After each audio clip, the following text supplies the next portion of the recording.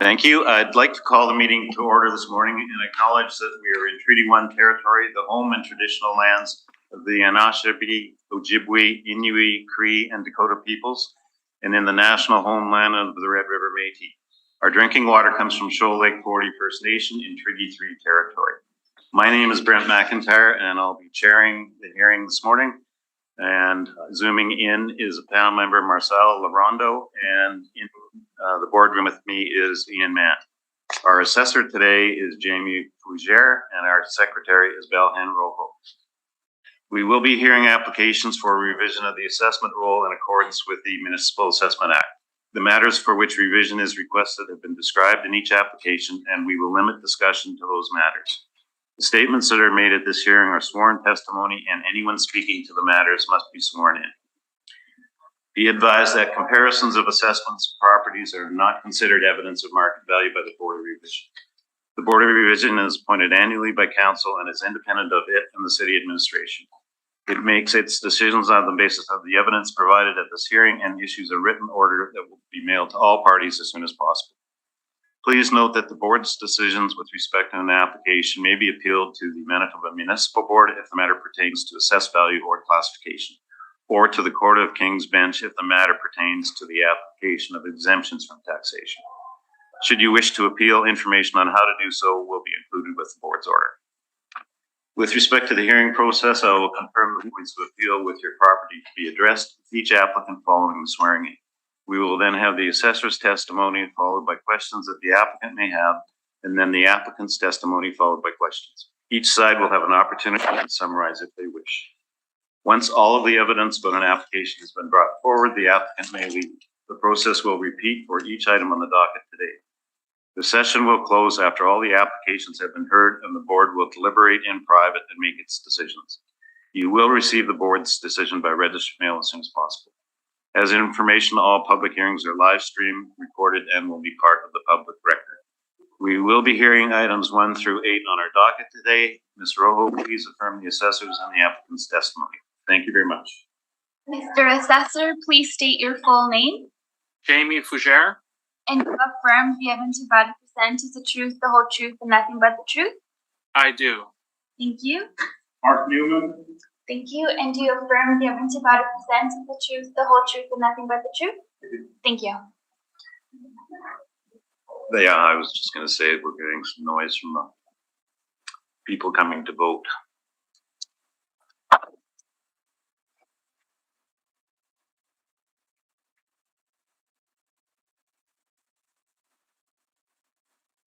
Thanks, Bella.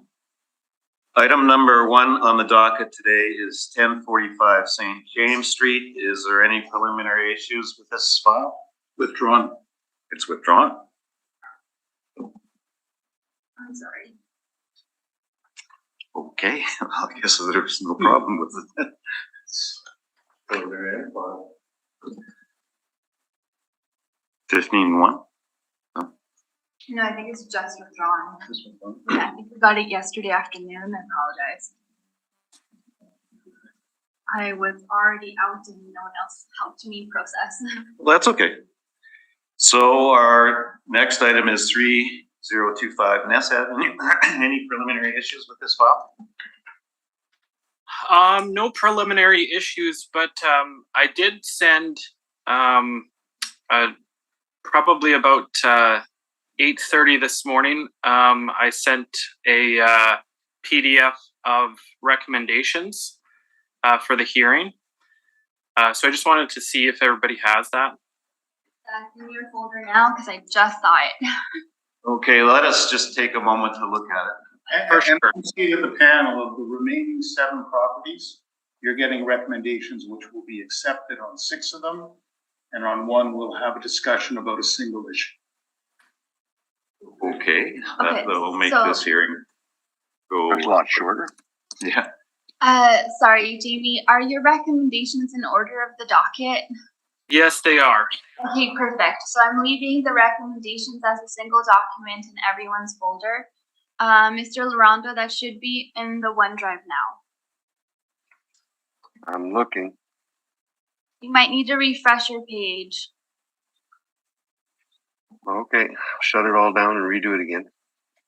No, just hit refresh.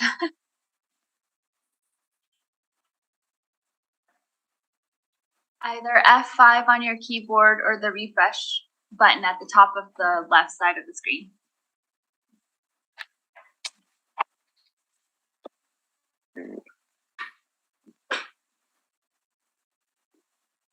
Why is I'm not even getting the files now.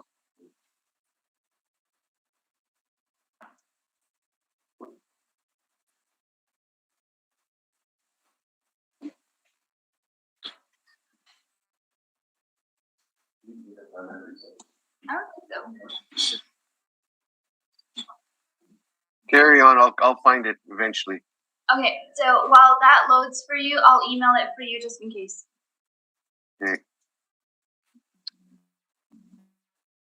Okay, let's go back to 3025 Ness. Jamie, do you want to read the information in for the record? Sure. So the first property that we have here that we're dealing with is 3025 Ness Avenue. The roll number is 07438642 and the original assessed value was $3,778,000. And then, if we're ready for it now, the recommendation that I have is to go to. First of all, I'd like you just to read in the property description. So beyond the roll number and the address? Yes. Just Okay. the section entitled property description, Sure, so we know what we're talking about. for sure. So this is a neighborhood shopping center. The land that it sits on is 70,214 square feet. The plan area of the building is 17,600 square feet. And you can take a quick look on the second page if you wanted to see the property as well. And then pictures continue on the third page. And so it's on the corner of Sturgeon and Ness. And then if we're ready for the recommendation, again, the original assessed value was $3,778,000. And I'm prepared to offer $3,124,000.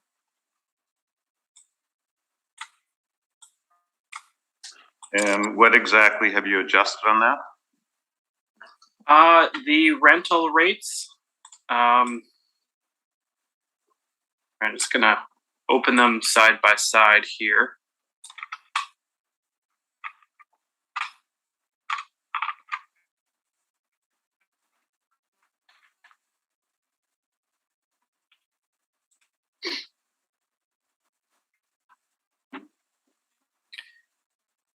Yeah, primarily it's the rental rates. Looking at the performance of the mall through the different mailers and looking at the most recent leases, I've overridden the rental rates for the premises to come out to the recommendation that I have. $3,124,000. Right.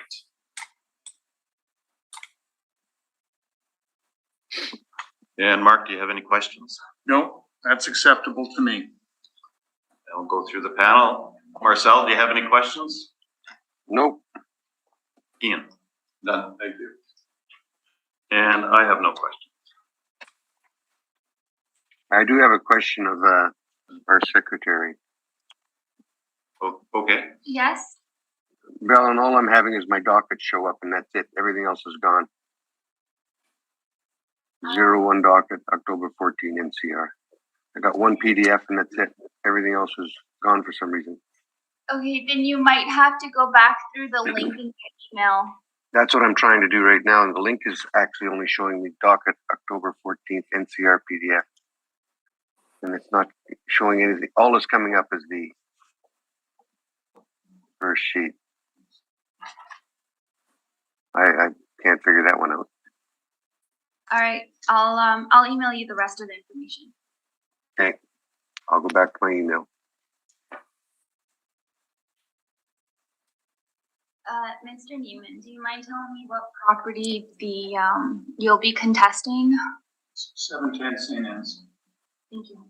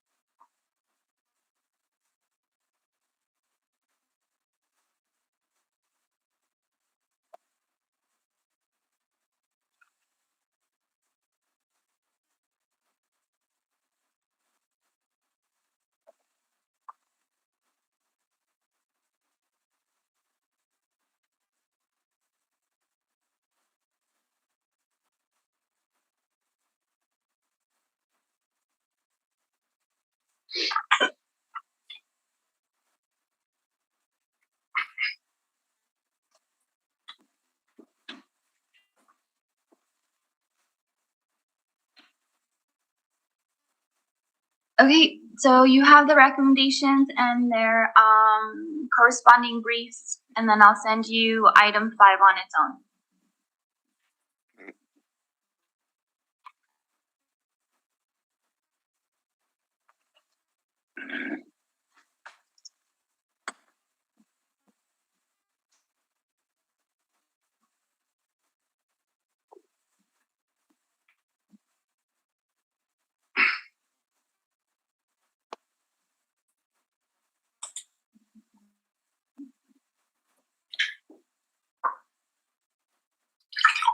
Got it.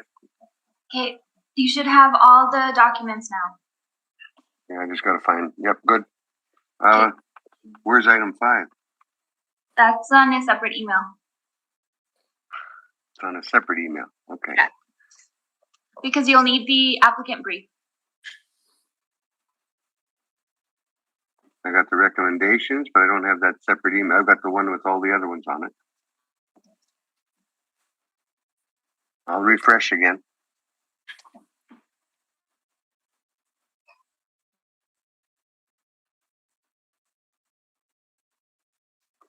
No wonder why I come down there.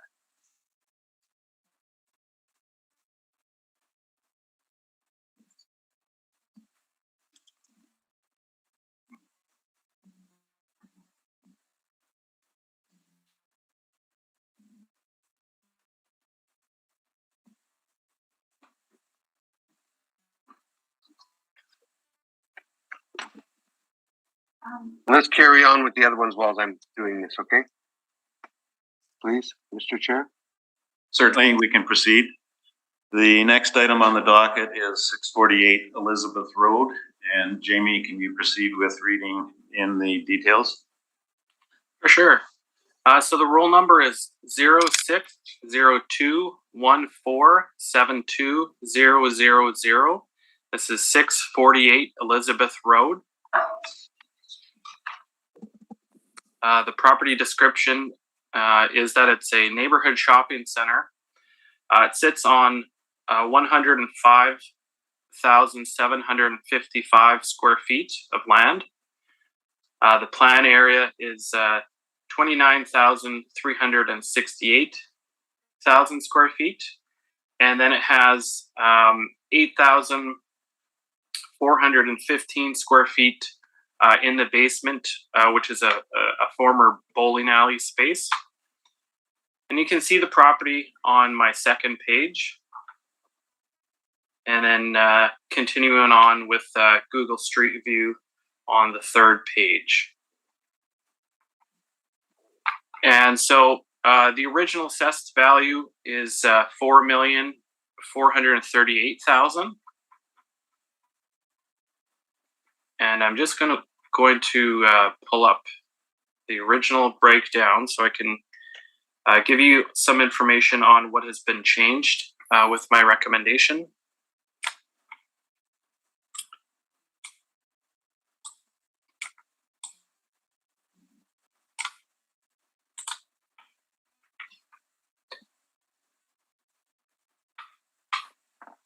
And so a lot of the leases that are in place at this property are close to the reference date.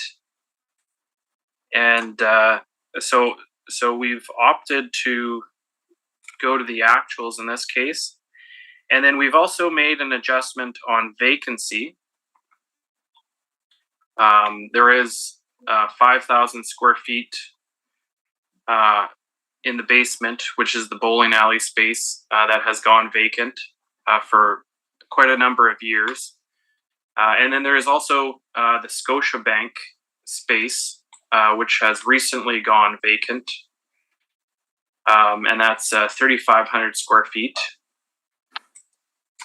And then I've given an adjustment to the capitalization rate as well. This is an older property. A lot of the units you can see here are fairly small, 800 square feet, 700 square feet.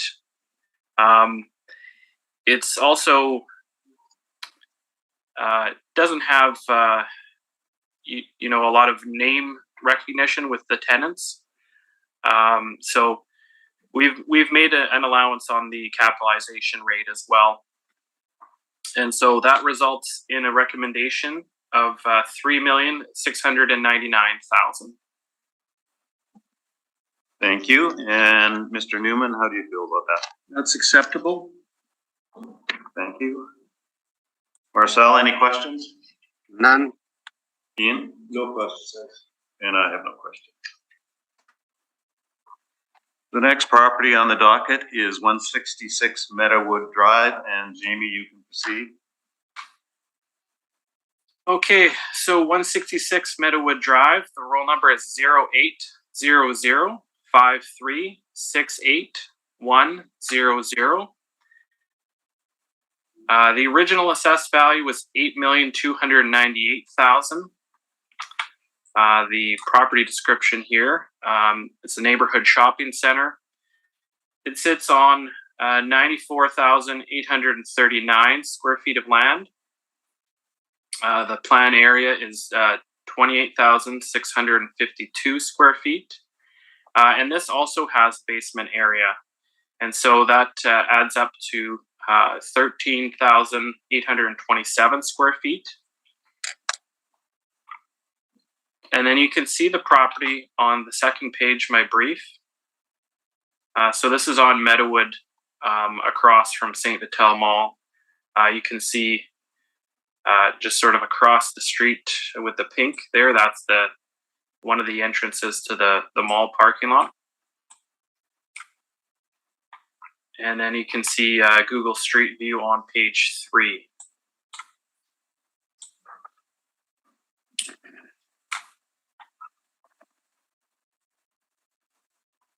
And here,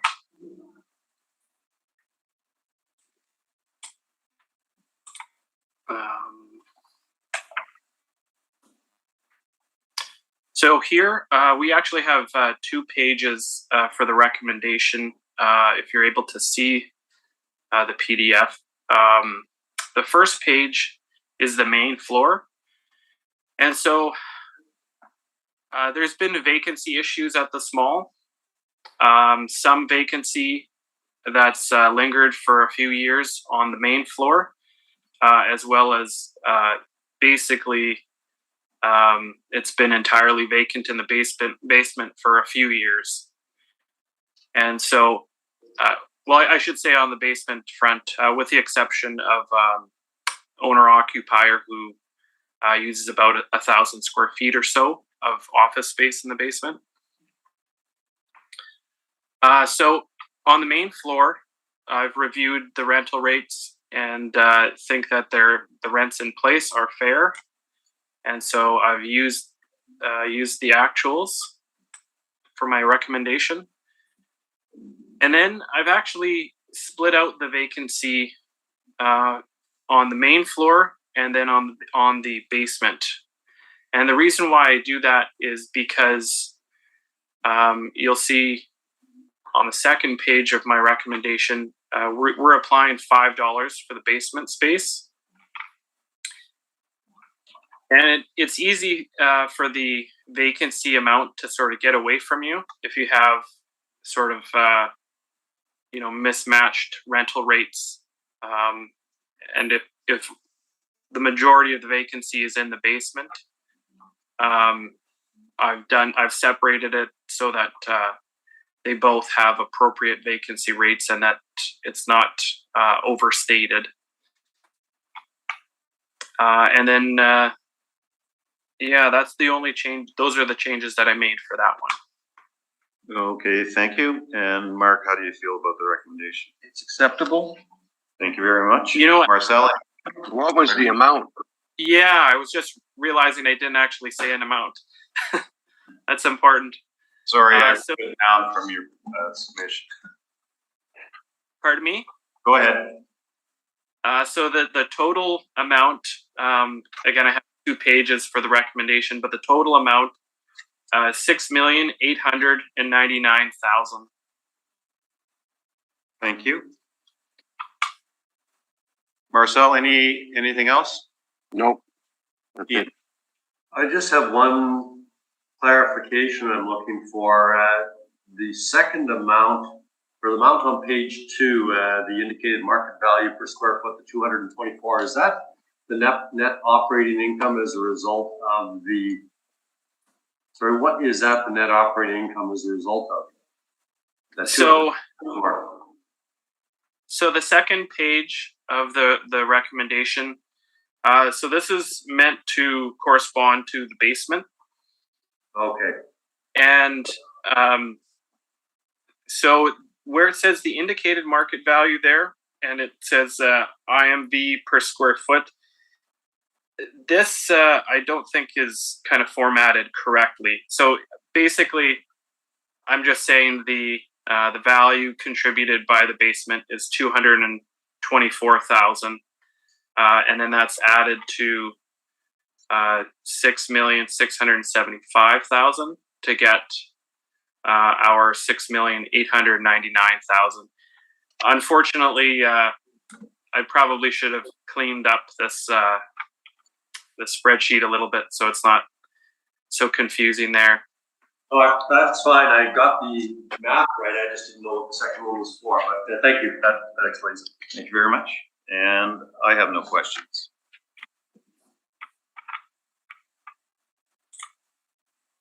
The next property on the docket is 710 St. Anne's Road. And just let us get there. And Marcel, do you have the submissions? Yep, got them all.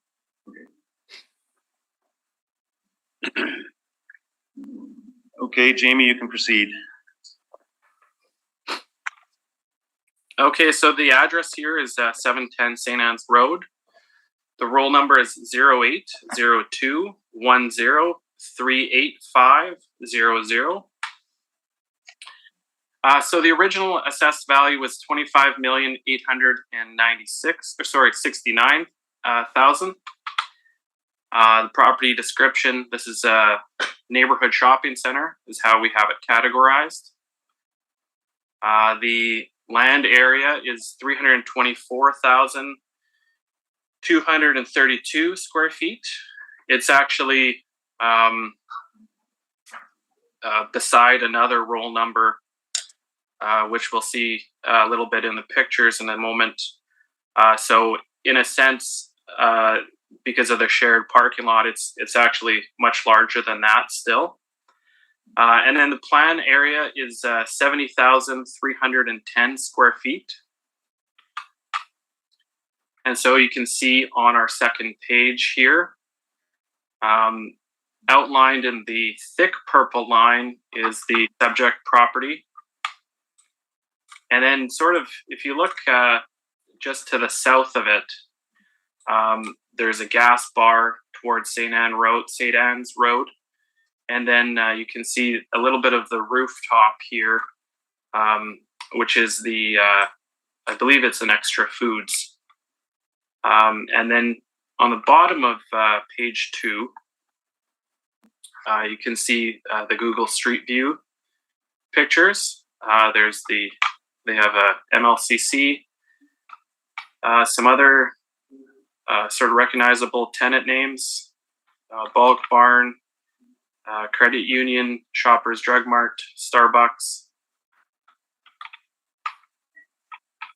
And then you can see on my 5th page, we have a bit of an overhead shot of some of the leases that are there.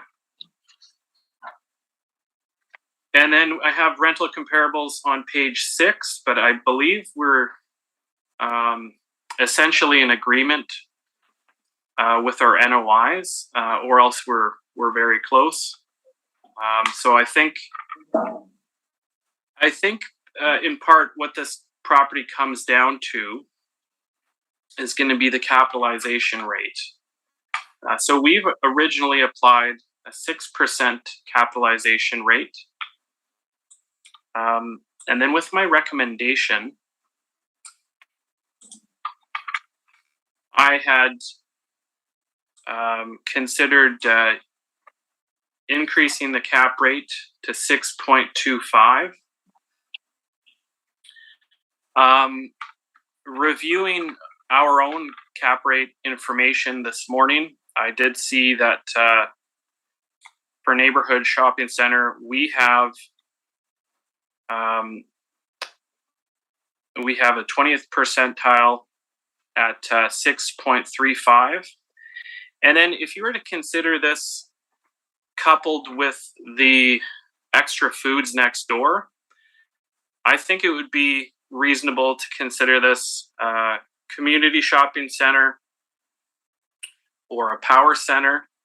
It depends on definitions, but the city's analysis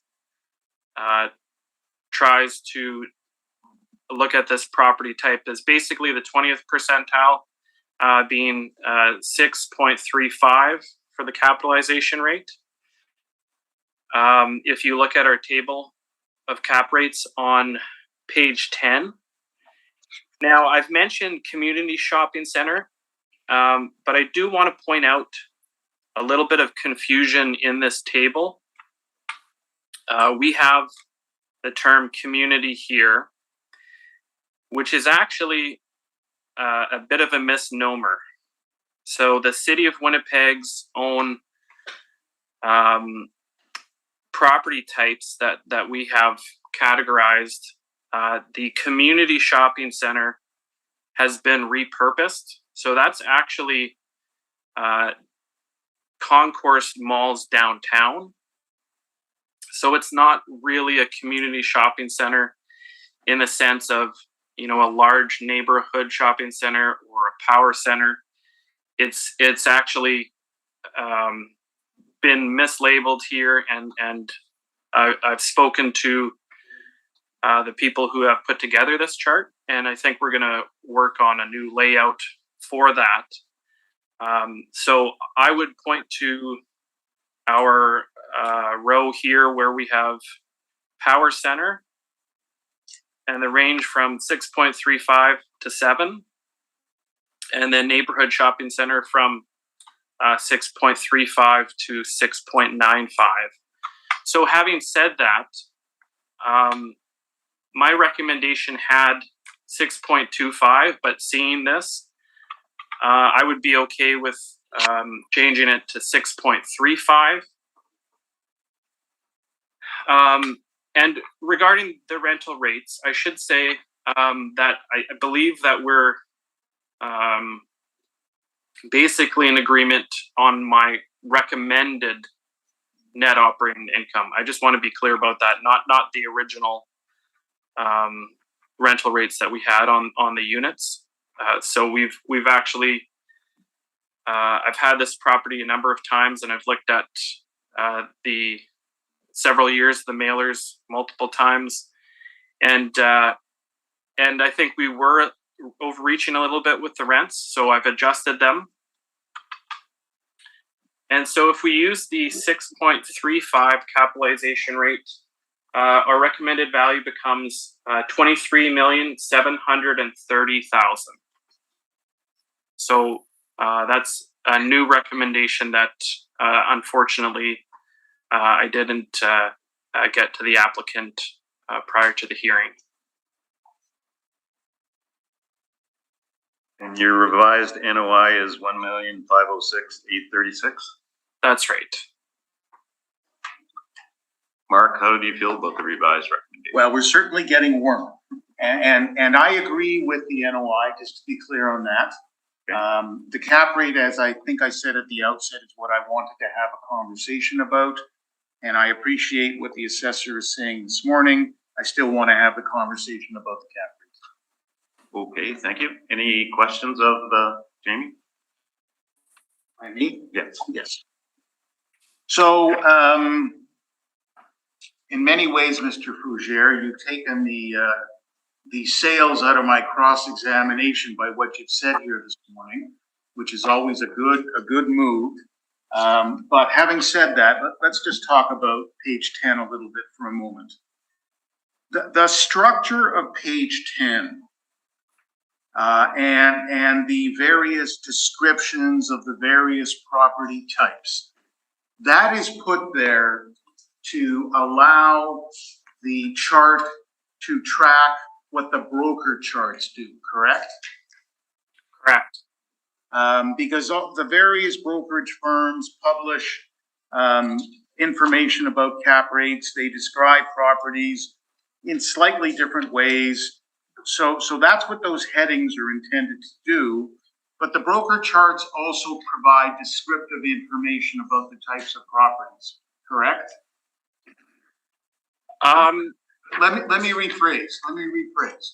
The broker publications, not necessarily embedded into the chart, but the broker publications will provide definitions of the various property types, correct? They could. I only looked at the tables from those original outside source documents. I didn't for this hearing, in preparation for this hearing, go through the definitions. So I can't confirm that they're there because I didn't see them, but it would be plausible that they would be there. And what you're telling me is that the word community in the context of retail, the origin of which is to track broker charts, you're telling me that the city is now considering community shopping centers to be the downtown concourses. Yes, it's a title that needs to be updated internally with our department, and it's unfortunate that it's come out this way in the table, because it kind of loses its meaning when it's miscategorized like that. And let's just help the panel understand what those downtown concourses are. So 365 Main, that's Winnipeg Square Concourse, correct? Right. And there's another one at 175 Portage, which you describe as connected to Winnipeg Square. What buildings is that underneath? So that's underneath that's the basement area, basically, of the Richardson building, and I believe connecting. I believe it's maybe extending to the Fairmont basement as well. So some spaces in there. Nathan Detroit used to be in there. So some different retailers. And then 393 Portage, that's Portage Place, correct? Correct. And also City Place has a retail concourse area, and that would be part of it as well. Right. So it's those types of properties that you're telling us the city now considers to be community shopping centers.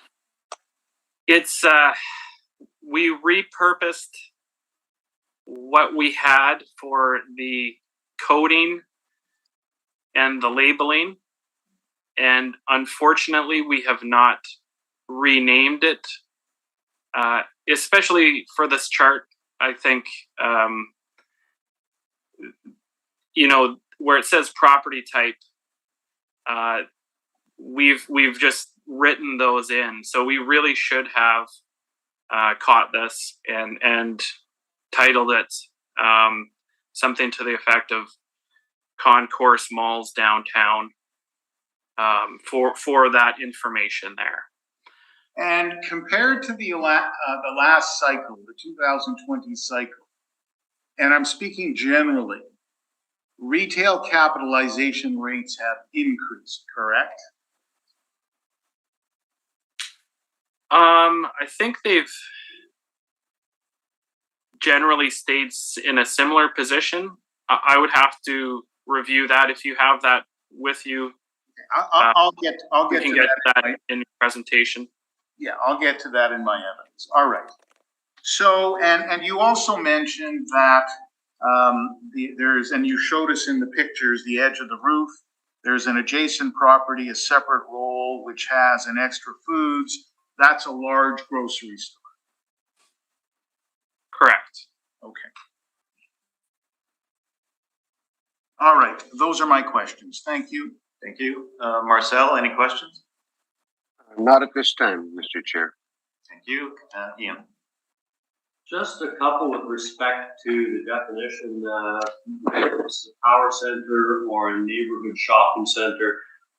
In your presentation, Mr. Berger, you indicated that this was more of a power center because of the adjacent extra foods.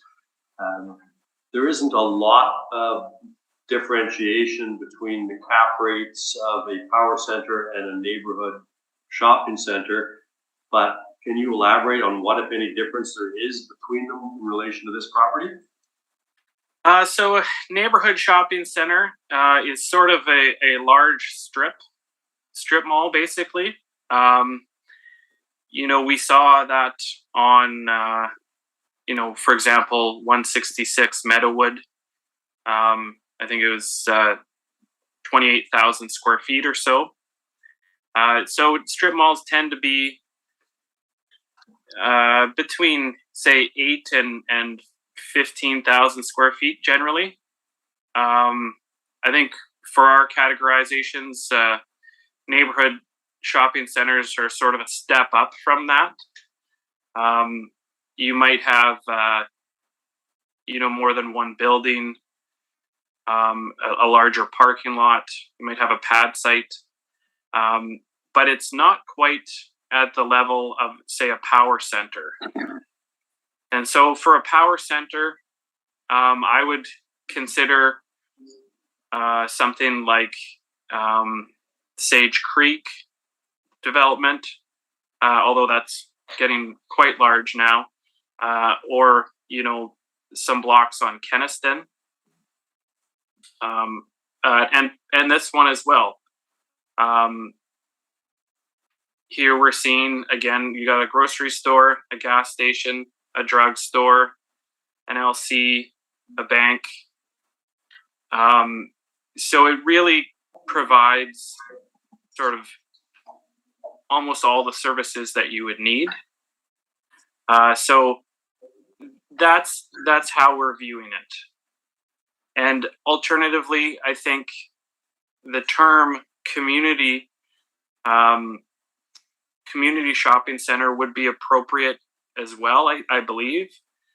For example, Colliers has, when you look at their descriptive names, they have grocery and community as sharing a cap rate, and then they have neighborhood and strip sharing a category. So, when people are planning properties, I don't think anybody worries too much about whether it's technically falling into a neighborhood shopping center or a strip mall. So there is a bit of a spectrum between these terms, but just to try to differentiate sort of the volume of the retail that's there, and I think there's a certain amount of synergy that comes with having this many tenancy types on such a large lot like this that, would be larger and more significant than a strip mall or even what we are calling a neighborhood shopping center. Okay, and just as a follow-up, you mentioned some of the other companies, the Colliers, the CBRE, the Cushman & Wakefield. Those numbers are there to either provide some confirmation to the city 20th percentile? Correct. Okay. Thank you. I have nothing. Oh, no, I have nothing further. Thank you. Thank you, and I have no questions. And Mr. Newman, what do you feel about the revised recommendation? As I said, it's getting closer, but I do want to address the capital. Okay, then you can proceed with your presentation. So, really, I'm going to start at page 3 of my presentation, where I start to talk about COVID, and I won't belabor this, but just some context, and in many ways, it's the headings that can serve as the guide. I talk about public health orders. Let's not forget the world shut down in March of 2020. Everything came to a standstill. Gas was 65 cents a liter. There was no traffic on the road. MPI accident rates went way down. Contrast that with today, of course. So the world has gone through significant upheaval caused by COVID, and it's not over. So that's led to all sorts of issues. I'm on to page 4, vaccine mandate conflicts. Some people want to be, others don't want to be. It creates conflicts in offices, in retail space. Impact on payment of rent. At the top of page 5, Colliers noted that 16% of Canadian tenants paid no rent in May of 2020. And we see, and you see, I know in a lot of the COVID questionnaires, frequent reporting of tenants who had to get assistance, accommodation. The government put in place all sorts of rent subsidy programs. Practically what it required, though, of landlords is they had to give up 25% of their rent. And so essentially, the tenant had to pay 25%. The government put in 50%, and the landlord had to give up 25%. And what that does in the investment world is it creates uncertainty. Reality is, tenants in these shopping centers, a lot of them are small local businesses. Their financial resources become diminished. The quality of their covenant becomes diminished. That's what happens. So if we then look to page 6, and here I'm going to start to get to some definitions, and I think this becomes important, so I'll spend a little bit more time here. So Cushman & Wakefield makes a distinction between what's called an anchored and a non-anchored facility. Anchored may have a food or drug, and as the assessor has pointed out, there is no food store on the subject property. There is one adjacent. And in the real estate world, the phrase shadow anchored is sometimes used because brokers like to try and sell the merit of their property because something adjacent has something that will be desirable, will bring traffic, and it does sometimes, in fairness. So that's what Cushman does. Colliers then in turn talks about neighborhood or strips, smaller to mid-sized unenclosed centers, which the subject is, convenient shopping, often anchored by smaller supermarkets or a drugstore. There's a mix of smaller attached retailers. And then they go on to talk about grocery or community center, mid-sized to large, enclosed or unenclosed, a community-oriented focus, offering products and services for daily needs. Anchors may include a supermarket, a drugstore, can also include some big box outlets. And CBRE talks about a community or neighborhood being something that generally serves the community and anchored by some combination of a junior department store, a supermarket, a drug, or a sports store. So, and as you'll see, you can find elements of the property that will fit within these definitions, but I don't think the property has all the elements. And I just want to make one observation about a power center. In my experience, a power center frequently has a lot of what I will call big box retail as part of it. And developers have brought together that combination of retailers who want larger format space. Think about St. James across from Polo Park. Think about that strip where you've got an Old Navy, a Future Shop, a Best Buy. At one time, there were both a Future Shop and a Best Buy there. One of them is gone, of course. But you've got a series of national, indeed international retailers in bigger format stores. That, to me, is a power center. The assessor talks about the difference between a strip and a neighborhood. And really, I think to some extent, making the distinction based on size. In a general sense, I would agree with that. This docket, and I told this to the assessor, one of the things I do for every docket I have is I create a chart. And some of you may do this as well. And it's got all the salient features, including the property type, the size, the cap rate. And so we've got on this docket today, the smallest property, 4,700 square feet. We haven't come to it yet, but we will, 1038 Pembina. We've got the largest property, which is the subject, over 70,000 square feet. We did 166 Meadowwood, including the basement, that's 40,000 square feet. We've done 648 Elizabeth, including the basement, that's just under 33,000 square feet, and a variety of square footages in between. And my point is that there is a progression, there's a size progression, there's a complexity progression, but at the end of the day, the majority of the tenants, majority, not all, of the tenants in whether it's a neighborhood, a strip, or a community are small local retailers. That's what they are. And so that brings with it, of course, risk. So why are we here today? We're here, and again, I appreciate all the assessor has done in working with me and getting a lot of these matters resolved and to the point of recommendations.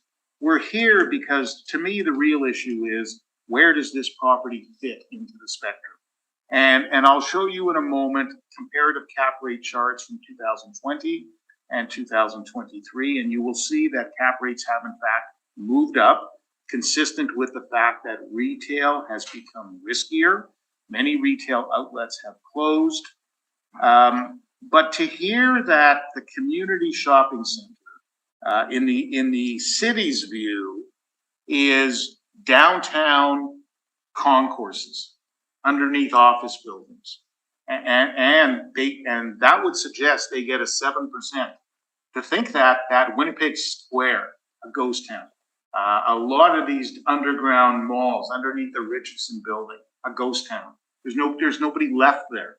To suggest that those would be a 7 cap, if maybe if community becomes the under office building downtown concourses, maybe that cap rate is going to change. But when this chart was prepared, what it's tracking is the broker charts, because the numbers you see, and we'll look more specifically, but the numbers you see under community, Collier's at 6 to 6.75, CBRE 6.25 to 6.75, Cushman and Wakefield, but the city at 7 at 20th and 80th. Well, I think the assessor's now really saying this should be either a power center or a neighborhood shopping center. The 20th is 6.35, hence the recommendation of 6.35. When I came here, my view was, and the assessor and I had talked about this, and you saw the recommendation that was given to you, the written one, and then that got adjusted this morning. The adjustment this morning I wasn't aware of. The written recommendation I was aware of. So that's really the issue. So What's happened in the world? I'm back on page 7, investor expectations in the retail economic climate. Capitalization rates are set by investor expectations in many ways. What do they want by way of a return on their investment? What are their alternatives? And so this specific property, which does not have a grocery store, yes, an adjacent one does, but this specific property does not. The retail market had become very uncertain, I'm suggesting to you, because of COVID and for other reasons. At page 8, I talk about online shopping. I talk about the variety of stores that have closed. Look at all those stores that have closed for a whole variety of reasons. Because retail has been under stress. It was under stress before COVID. COVID has only exacerbated and increased the stress. So let's go to page 10. And there you see the assessor charts from 2020, the top one, and from 2023, the lower one. And the reason I said that capitalization rates have come up is that what you see is that, and generally again, you see that the lows and highs of the capitalization rates have come up. They've not come down. And for this one, for community shopping centers, the assessor was showing 7 and 7 as the 20th and 80th. Remember that the Colliers charts, the Colliers methodology includes the closing costs as part of the sale price, the land transfer tax, the legal fees, all of that. What that does is it increases the sale price. And of course, when the net operating income stays the same, but the sale price increase, the effect is that the capitalization rates come down. So practically, the Colliers numbers are understated because they are the only ones who use that methodology. And it has been stated in front of panels of this board on many, many occasions by Rocky Neufeld from Colliers. That is a marketing tool that the brokerage side uses because when they tell would-be sellers who are looking to list their property, here's the cap rate, it gets sellers excited because they believe they'll get a higher price for their property and it can lead them to list with Colliers. So what I'm telling you is that when you look at the cap rates for community shopping centers, what you're seeing is a broader range. We also know that, and I'm going to jump ahead now to page 16 of my submission. So the cap rate set by the board of revision for this property was 6.75% in 2020. Respectfully, I don't think it's come down. I think retail, as I've said to you, for all the reasons I've said to you, has become more uncertain.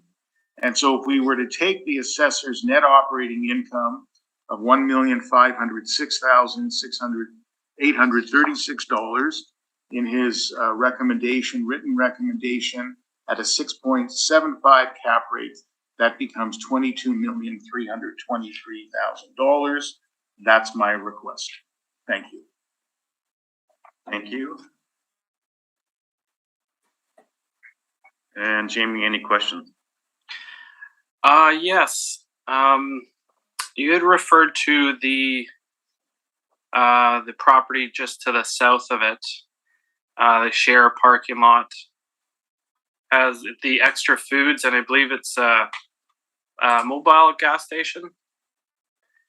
Are you aware that it's the same ownership as the subject property? I am. Okay. Just wanted to be clear because really the distinction is we could assess this as one economic unit. We're not, but it is the same ownership between the two roles. I think those are my questions. Thank you. Marcel, any questions? Not at this time, Mr. Chair. Thank you. Ian. Just with respect to the definitions, it appears to me, for what it's worth, and you can agree with me or disagree with me, please, on this, that one of the main points of contention in the calculation of the cap rates or the assigning of the cap rates is the definition as to whether this is a community or a power center or a neighborhood strip center. Is that fair for me to say? I think that was fair, yes. Okay.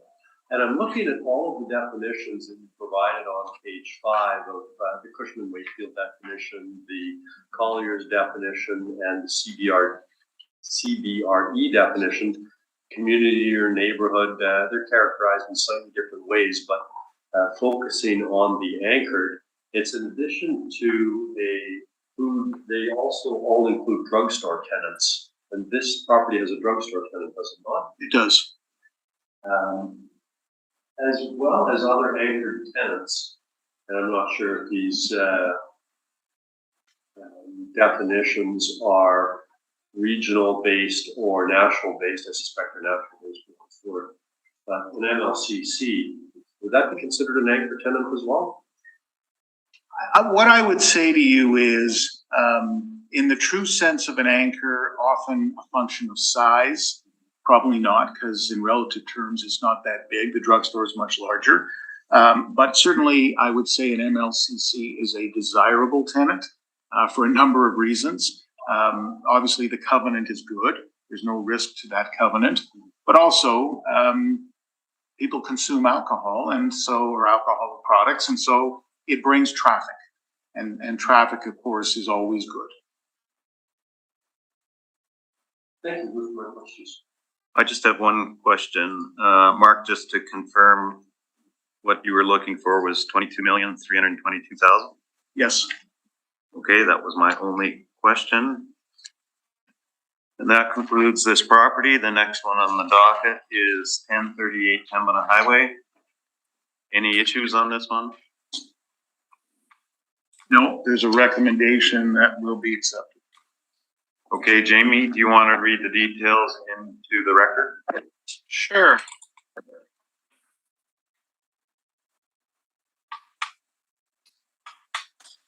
Okay, so the property is 1038 Pembina Highway. The roll number is 0309 300 6885. And it's 1038 Pembina Highway.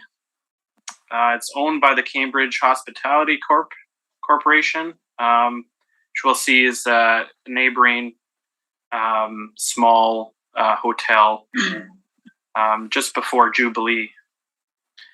So the property description, there's a neighborhood shopping center is what we're calling it. It's really basically a small grocery store. It sits on 15,996 square feet of land. The plan area is 4,807 square feet. And so you can see a picture of it on the second page of my brief. And so the thicker purple line is the subject property. And then the one just above that where you can see it says 122, that's the Cambridge Hotel. And you can see the Google Street View of it.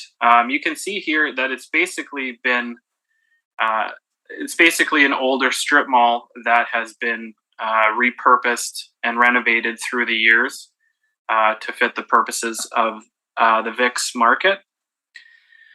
And I point that out because you can actually see where the doors would be for multiple tenants. It is all one space inside. I have inspected it a few years ago.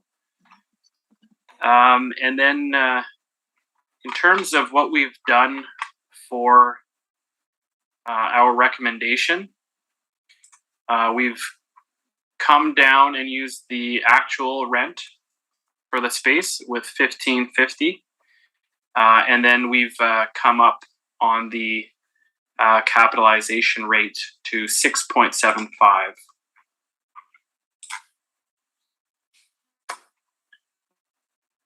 So that's my presentation. What's your recommendation? Oh, I'm sorry. Land value? Second time I've done that. So the original assessed value is $1,197,000, and we're recommending a total value of $981,000 for this property. And Mark, how do you feel? That's acceptable. Thank you very much. And the next property on the docket is 3520 Roblin Boulevard, and Jamie, you can proceed. Is there a recommendation on this one? Right. Okay. So we've got 2 properties left, and there's recommendations on both, and I believe they'll both be accepted. That's correct. Okay. Proceed So reading the details. So the roll number is 0100144200, and it's 3520 Roblin Boulevard. The original assessed value was $1,781,000. The land area that it sits on is 23,415 square feet. Plan area of the building is 9,250 square feet.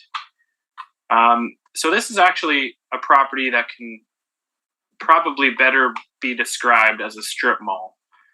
Let me just take a look at one thing here. Yeah, so we've actually, this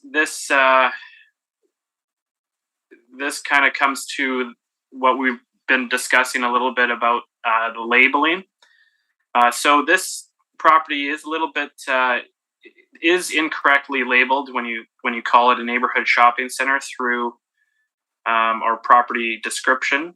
The parcel use code is an internal kind of label that helps us organize our portfolios. Unfortunately, this one needs to be updated. It doesn't bear any impact on the valuation, because in our income stream, which you can see on page 5 of my brief, the income stream, we've called it a strip mall. So the title that we've given it to organize it within our files is neighborhood shopping center. That's incorrect, but that does not impact the value and how we've valued it. We valued it as a strip mall, and I apologize for the confusion with that. But going back to the recommendation, or going over to the recommendation, we've used actuals in place, and then we've increased the cap rate from 6.5 to 6.75. And so the value now becomes $1,628,000. And Mark, how do you feel about that? That's acceptable. Thank you. And Marcel, any questions? None. Ian? I have no questions, thank you. And the last property on the docket today is 3404 Roblin Boulevard. Yeah, so 3404 Roblin Boulevard. The roll number is 0100960000. The original assessed value was $2,416,000. Again, like the last property, we've called it, for the purposes of our organization, we've called it neighborhood shopping center, but we've valued it, just going over here. Yeah, we valued it as a strip mall. And I apologize for that. I should update that when I come out of this meeting. So the land area that it sits on is 26,523 square feet. The plan area of the building is 12,338 square feet. And you can see pictures of it on the second page.